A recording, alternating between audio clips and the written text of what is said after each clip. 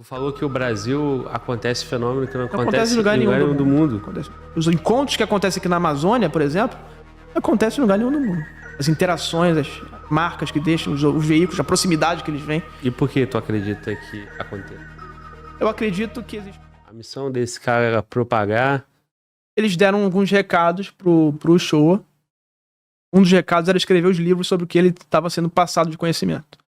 Ele escreveu esses livros. Então, basicamente, parecia que criaram um canal para passar uma mensagem para ele, desse conhecimento, e ele escreveu, e depois esse canal, antes de, claro, escrever, né, esse canal se encerrou porque a mensagem já havia sido passada.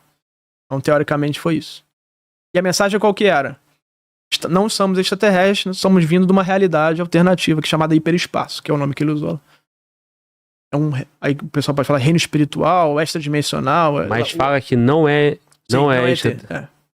Eles falavam que eram seres que vinham e se materializavam de uma forma em outra dimensão. De outra dimensão, de outra realidade, que eles, uma forma amigável para ele entender o que esses seres eram. E se eles vierem ser na forma real, ele não entenderia o que seria. E na época eles se materializavam pro show na forma do Mestre Moria, que era uma ordem lá, ligada aos maçons, ao espiritismo que ele era da época, que ele fazia parte, tinha os desenhos desse Mestre Moria lá, de estátuas e tal. Então ele se materializou numa forma que seria fácil o show a entender. E a gente vai começar a ver isso. Os fenômenos se materializam da forma que eles quiserem para você receber a mensagem melhor. Para você não se assustar, para você confiar nele. Ele pode estar te manipulando. Esse é o perigo. E de uma forma que você consiga ver e acreditar, né? E se identificar. Sim. Sim. Isso é perigoso porque, assim, ele pode estar te manipulando. Será que esse cara tá falando tem que fazer mesmo? O que ele quer com isso? Será que é um cara benevolente ou um cara malevolente se disfarçando de um cara benevolente? E se ele tá se fantasiando de uma coisa, ele pode também me induzir um caminho que é do interesse dele. Então, mas isso foi o cara médium, né? Era numa pegada espiritual, um rito espiritual, alguma coisa nesse Ele sentido. tinha nessa ordem do Mestre Moria, era baseada no espiritismo, mas um pouco no catolicismo, era uma misturinha ali, mas meio espírita com católico. Então esses rituais eram meio baseados nisso. Isso tem até hoje, né? Isso tem outros grupos que fazem nos Estados Unidos, mas o show parece que foi um dos pioneiros. Eu não lembro de outro grupo no mundo que fazia isso antes da década de 60. E outros grupos começaram a ouvir dos militares que isso era possível e começaram a fazer também. Então, se a gente fosse elencar assim, o principal militar brasileiro nesse... É o show, sim, é o show. Claro. É o pioneiro, é o cara que escreveu os livros, é o cara que era general e botou a cara, mostrando que pesquisava mesmo, e existe, que não acredita, não, vamos lá ver. É o cara que botou a cara, né? Porque ele podia não guardar isso pra si, né? General, né? De certa forma, talvez ele tenha sido escolhido, digamos. Isso é louco, né? Porque pode ser um cavalo de Troia, né? Porra, o cara tá me escolhendo aqui pra uma missão, de repente é pro interesse dele. E eu acho que esse fenômeno ao longo da história manipulou a humanidade pra onde ele queria, seja pro bem ou pro mal. Aí a gente tem que julgar, né? Então essa merda que nós estamos vendo aí, culpa dele. Pode ser uma parte, né? Não sei. As guerras, talvez, não sei. Pode ter coisa boa.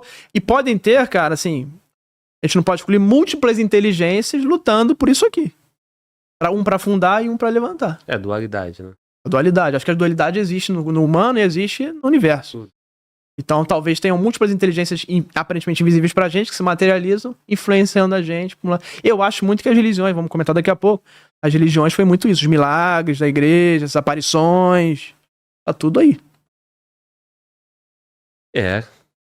Vamos nessa. G111. G111. Aí tem a Força Aérea agora, falando do Exército, agora a Força Aérea. O comandante Urânio de Holanda, na esquerda. E do lado o Brigadeiro Protásio. O Holanda foi o cara que executou ali, comandou os sargentos e tenentes ali da Operação Prato. E quem ordenou a operação foi o Brigadeiro Protásio, chancelou que é para aquela operação acontecer. O Protásio gostava muito do assunto. A Operação Prato só existiu porque o Protásio permitiu que isso acontecesse. A gente vai comentar daqui a pouco sobre a Operação Prato. Mas o pessoal ficar na cabeça... Foram esses caras responsáveis por um dos primeiros... Da investigação mais séria e mais contundente, que teve mais informações da Força Aérea Brasileira depois do Cione na década de 60. Porque esses militares faziam vigília, eles faziam missões, ficavam no meio do mato lá no Pará. E o Holanda pesquisou e muita coisa nessa época. Pode seguir. Pode ir pro G112 agora. E aí, claro, Noite Oficial dos OVNIs, né? Tem ali o Brigadeiro Moreira Lima. Aí, Brigadeiro Moreira Lima. Tem o Tenente Coronel Osiris. O Tenente Coronel Osiris perseguiu um OVNI. Ele era presidente da Petrobras, ele era da Força Aérea, na época, depois presidente da Embraer. E quando ele era presidente da Petrobras, no dia que ele assumiu a presidente da Petrobras, ligaram pra ele: Osiris, você tá no ar aí com o avião? Tô, comandando um avião Chavante. Cara, persegue um OVNI pra gente aí. Aí ele desviou a rota e foi lá. Ele viu que até hoje ele não sabe o que era aquilo. Um objeto branco, assim. Só luz. Embaixo dele. Não tava em cima, tava embaixo dele. Ele olhou, rodeou. Não sabe explicar o que era. E tem os controladores de voo, né? Suboficial Feres. E o Fernandes. Que eram os controladores. O Feres foi o cara de vermelho que... já mais ligado à Varginha, né? Mas o Feres foi o cara que viu o avião da Força Aérea Americana chegando no dia de Varginha, sem autorização, chegando em Campinas, e helicópteros voaram o tempo todo de Campinas pra Varginha. Trazendo, levando alguma coisa. Depois esse avião da Força Aérea saiu de Campinas e foi embora. Então quem denunciou isso foi o Feres. Fernandes, mais Noite dos OVNIs, né? E os tenentes, né? Os pilotos, os capitães que avistaram e perseguiram, né? Esses objetos. E é interessante que já nessa época, 86, ele fala a mesma coisa que o David Fravor fala no Tic Tac. Quando a gente pensava em fazer a manobra, esses objetos se antecipavam. Tem um grande amigo meu, Jackson Camargo, que conversou com esses caras todos. Teve até um livro sobre esse caso, que é um especialista maior no Brasil sobre isso aí. Mas é interessante esse ponto. Esses militares todos falam que os objetos pareciam que liam a mente deles e antecipavam os movimentos. Coisa que a gente está ouvindo agora. Então a gente começa a fazer links. Como é que esse fenômeno se comporta e o quão poderoso ele é. E aí tem o último aí, né, dos militares, G113. Os caras tiveram recente, mandar um abraço pro pessoal do canal Sentando a Pua. Tem o Tenente Coronel Flávio Kaufmann, que assumiu recentemente, ano passado, se eu não me engano, que perseguiu OVNIs. E o Tenente Coronel Azi. O Azi também perseguiu OVNIs lá perto de Anápolis. Por último, isso recentemente, ano passado. E por último, o brigadeiro José Carlos Pereira, que foi um dos poucos generais, acho que depois do Protásio, né? A dar a cara, falar que o fenômeno existe. E antes de falecer, esse cara que chamou os ufólogos para o Condabra, para poder olhar os gavetas de documentos. Nessa época foram liberadas muitas coisas. Pela Comissão Brasileira de Ufólogos, na época, alguns anos atrás. E aí o José Carlos Pereira fala assim num programa, que ele é entrevistado: ô comandante, tem documento ainda guardado ainda? Secreto? Era o Cabrini que fez a entrevista. Aí o José Carlos Pereira fala assim: a Força Aérea liberou tudo aquilo que era possível. Então você vê que tem documentos que no entendimento deles não é possível liberar. Ele foi muito cirúrgico ali nessa. Ele falava assim, não eram, você não pode falar que eram extraterrestres. Tem algo operando aqui, uma inteligência, que a gente não sabe de onde vem, não sei se é extraterrestre, mas tem algo, é real. Então ele foi um general que deu a cara também, que é o José Carlos Pereira. Mas essa parte dos documentos é interessante, ele revelou que tem hoje na Força Aérea documentos que não podem ser revelados. Então, talvez naquela ideia que, se revelar isso aí, a população entra em pânico. Não tô protegido, né? O pensamento deles é esse. E outra que ele fala também, e o Angelano falava muito isso: quando você dá informação, vão vir mais perguntas. E vão vir perguntas que a Força Aérea Brasileira não tem condições de responder. Isso. E assumindo, a gente então assumiria que a gente não tem as respostas. E a gente tem que ter as respostas. A gente não pode demonstrar fraqueza.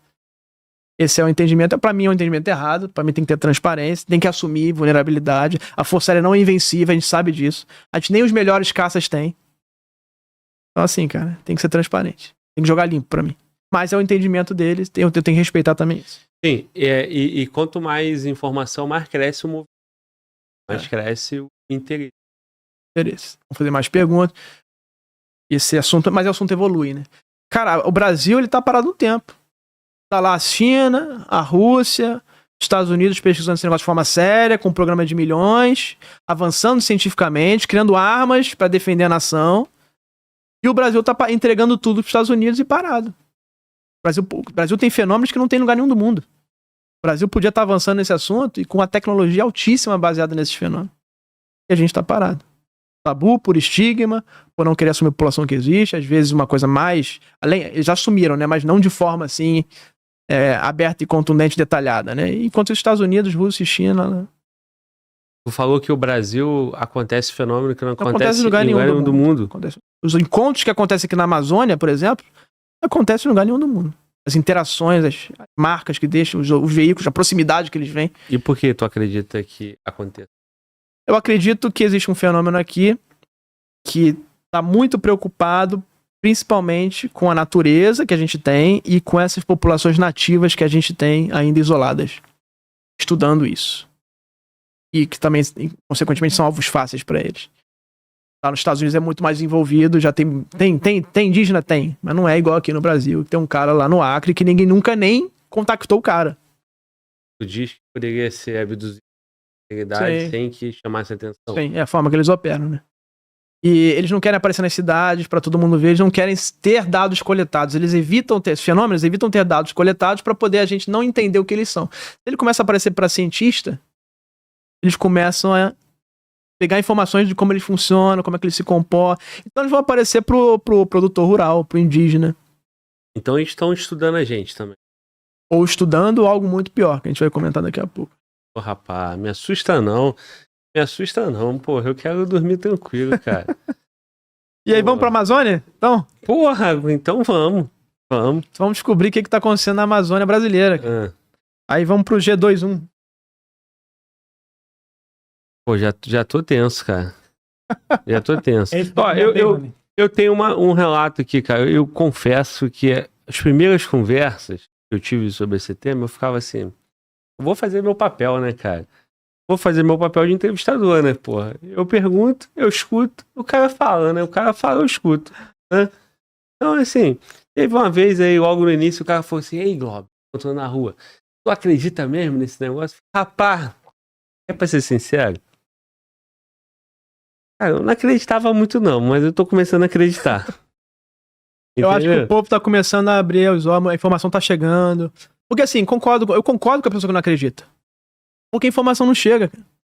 Como é que o cara vai acreditar em uma coisa que não tem informação daquilo? Se ele nunca viu e não tem o governo falando que de forma mais contundente, detalhada, ninguém fica abrindo vídeo. Quem é cético não fica abrindo vídeos de ufologia lá do Discovery Channel, do History Channel, pra poder ver isso, cara. Vai saber pelo teu programa que tá vendo o serviço aqui hoje, pelo Jornal Nacional e a mídia, etc, né? Galera que traz a informação. Então, essa abertura, você tá dando chance pra isso, da informação chegar, e é o que eu falei. A pessoa faz o que quiser com aquela informação, acredita no que quiser. Se ele quiser acreditar que é tudo dos Estados Unidos, perfeito. Acho que eles têm tudo avançado, eles criam esses seres e tal. Engenharia genética, é tudo bem, mas você deu a informação pro cara. Sim. Esse que é importante. Não, e assim, cara, o cara, ele precisa, ele vai validando a informação, né? Então, sei lá, deixa eu viajar. E vai mudando de opinião também, né? Vou viajar aqui, tu falou dos povos nativos, né? Porra, esse microfone aqui nesse formato, qualquer um vai falar, pô, é um microfone, né? Aí o cara entende um pouco ali de energia, de comunicação e tal. Agora, quem não entende nada, pô, vai ver uma forma, alguma coisa. O cara, às vezes, o nosso olho não tá preparado para acreditar. Ele não vai ter condição de compreender e absorver aquilo. Isso, ele não tem condições de ver. Aí você vai ouvindo, aí você vai vendo relato, aí você vai vendo... E eu percebo muito na ufologia, né? Ainda se tem essa... Não sei se é uma necessidade, se não foi, se até me desculpe, mas de validar o tema, validar o conteúdo. Então, assim, tu vê, nós estamos passando por relatos no Congresso americano, por generais, que vão dando autoridade no tema. Sim. Né? Então, ó, calma aí, não são qualquer pessoa, são pessoas estudadas, pô, é o caça americano, né? É o piloto de caça e tal. Então, isso é uma confirmação que é um tema que as pessoas não vão depositando crença. Então a gente precisa, né, passar essa credibilidade para que as pessoas falam, caramba, meu irmão, será que é isso mesmo? Só que o cara vai olhar pro céu e se em algum momento ele tiver uma aparição, ou na mata, e ele vai falar assim, cara, eu não consigo, meu olho não tá treinado para eu conseguir, né? Porque tem vários objetos aqui na vida, a gente, né, tá anos e anos vendo aquilo, né? Tá meio doido? Não sei se eu tô... Não, e o que você falou, por enquanto são relatos, né? E alguns vídeos de baixa qualidade, né? Isso. É um nível, é um grauzinho. Porque existe nos Estados Unidos um plano de revelação controlada. Coisa que eu não comentei. Esse troço é gradual. Eles falam que é uma maratona, não é uma sprint. Então eles estão desde 2017. Agora que está começando 2025 o negócio a acelerar a montanha-russa. Então assim, por quê? Porque se você joga esse monte de informação maluca, que na verdade é real, mas o povo vai achar louco se você jogar tudo ao mesmo tempo, ninguém vai conseguir digerir aquilo, cara. E aí tudo volta, o cara tem que pagar a conta no dia seguinte, o salário dele não aumentou, o emprego dele não mudou, não interferiu na vida dele. E ele vai seguir a vida e não vai ignorar esse assunto. Então eles estão indo muito devagar por conta para o pessoal começar a digerir, e é o que você falou, quando ver alguma coisa, compreender aquilo. Isso. O que você falou, se você der essa informação toda, o pessoal fica maluco e não compreende. Não, e o cara também, o conhecimento, né, que ele tem, né?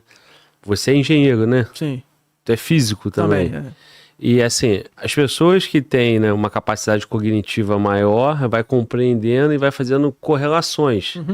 Aí tu imagina, porra, o camarada com pouca instrução, pouco conhecimento. Porra, ele não vai conseguir conectar. Pô, mas isso não é possível. Sim. Não, isso não existe isso. Não tem como existir isso. Sim. É muito complexo para ele entender. O cara já corta exatamente, entende? Cada um vai... Existe uma verdade, mas cada um vai absorver a verdade de uma forma, de uma interpretação, e às vezes as pessoas não vão conseguir por causa do nível de entendimento do mundo e de escolaridade, outras coisas, culturais, e religião. Às vezes o cara tem religião e não vai aceitar aquilo na religião dele. Então cada um vai absorver a verdade de uma forma. O impacto vai ser diferente para cada um. E por que as pessoas compreendem a religião de uma forma mais fácil? Porque são treinadas para isso. Doutrinada, né? São doutrinadas para isso. Então, tipo assim, pô, eu tenho certeza da existência de Deus, né? Eu nunca vi, né? Não tive nenhum tipo de comunicação, né? Mas foi um processo. Nem verbal e nem não verbal, né? Agora, mas tem um processo. Eu não sei, a coisa acontece, a gente tem um sentimento. Um sinal na tua vida. Tem um sinal, sentido, né? Não é isso? Uma coisa que você pediu e aconteceu. Então, tu tá ali, porra, do nada vem uma coisa na tua mente que abre a tua cabeça, porra, deixa eu ver tal coisa. Aí lá tem como se fosse uma mensagem. Aí você já imputou a Deus. Quantas vezes a gente não... crença. É sincronicidade que eu chamo, né? Quantas vezes a gente já não pensou em alguém que não via há muito tempo e às vezes encontrou ou ligou pra gente naquele momento.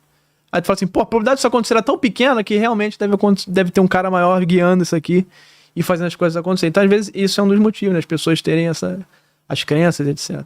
Então, e aí na parte espiritual é muito mais fácil, né? Claro. Isso que eu tô te dizendo, né? Na nossa vida. Claro. Tu foi treinado, tu sente isso. Quantas experiências nós já não tivemos nesse sentido? Sim. Pô, vem uma coisa na tua cabeça assim, ó, liga pra fulano.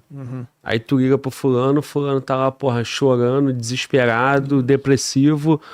Cara, não acredito. Aí o fulano vai dizer, cara, eu tava aqui pedindo a Deus pra que alguém aparecesse pra me ajudar.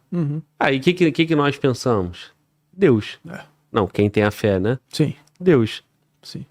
Mas como é que tu explica isso pras pessoas, né? Um vão falar que é coincidência, né? Vão falar cada um vai interpretar de uma forma baseada no teu bagagem, né? Sim. Religiosa, cultural e técnica. Mas se eu falar que foi Deus, a nossa sociedade, né? A humanidade está preparada para isso. Mas se eu falar, cara, um ser extraterrestre, né? Porque nós tivemos um convidado aqui, um querido convidado, o Carcará, ele falou, Jesus era extraterrestre. Aí todo mundo, que é isso? Endemoniado, comentários de todos os tipos. Não é? Agora, tu consegue, né, criar explanações nesse sentido, né?